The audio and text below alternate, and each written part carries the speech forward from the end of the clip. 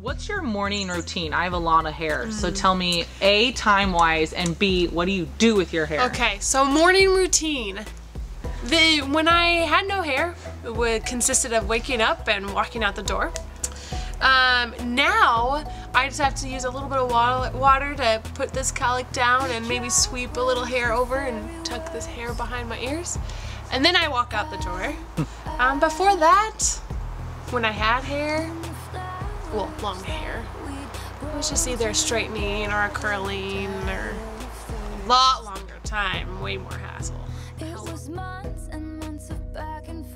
Oh, how big of a change is that going from obsessing over every stray hair to now you don't have to worry about anything?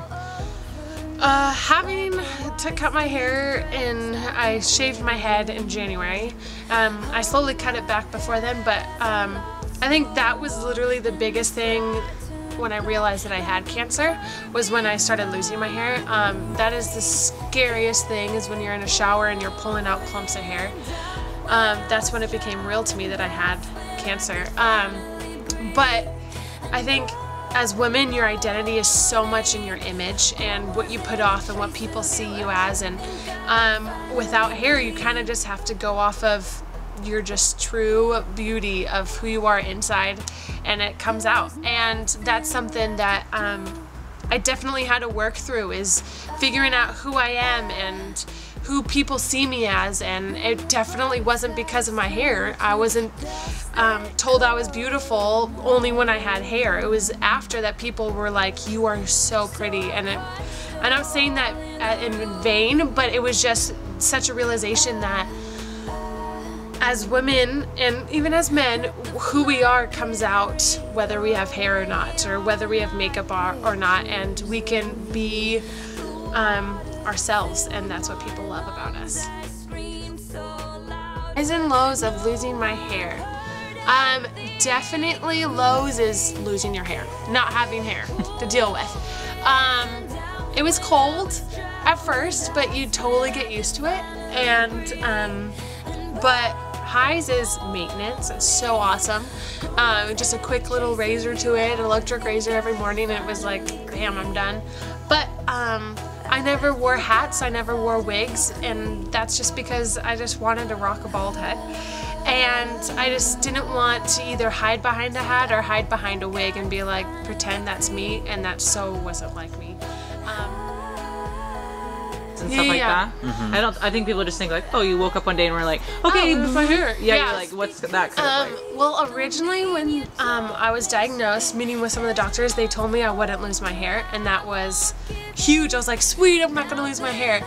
And then slowly I would take showers and I would lose a bunch of hair in the shower, and not just the normal amount, it was like pulling out clumps.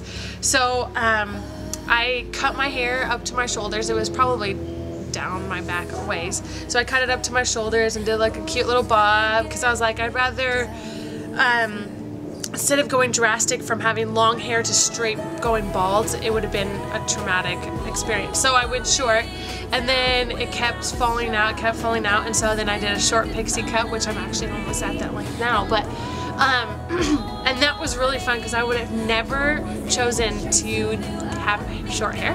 So having that was like, sweet, this actually looks good, and I enjoyed that hair stage. And then I started getting bald spots in the back of my head, and just it was thinning out and just wasn't looking healthy at that point. And at that point I was like, I'd rather just shave it off than look unhealthy.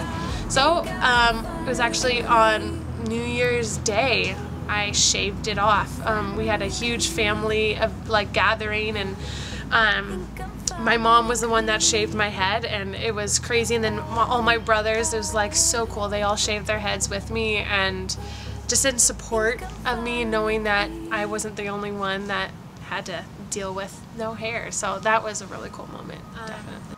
So something that I would say to any girls or anybody that is going through something like this is that just walk about in confidence, because this is the only time you get to either rock a bald head or short hair or whatever, and that is when your true beauty comes out and shines, is when you get to like strip yourself of any identity that you put yourself in hair or makeup or whatever it is, and just walk in confidence and know that you're beautiful with or without hair, and that you can do it. You can really get through chemo or radiation or whatever you're going through, just one step at a time. Don't look at the huge 6 months ahead of you of chemo. It's, oh sweet, I just finished the first one, that's a big step, and then the second one is I'm a quarter of the way done, or whatever it is.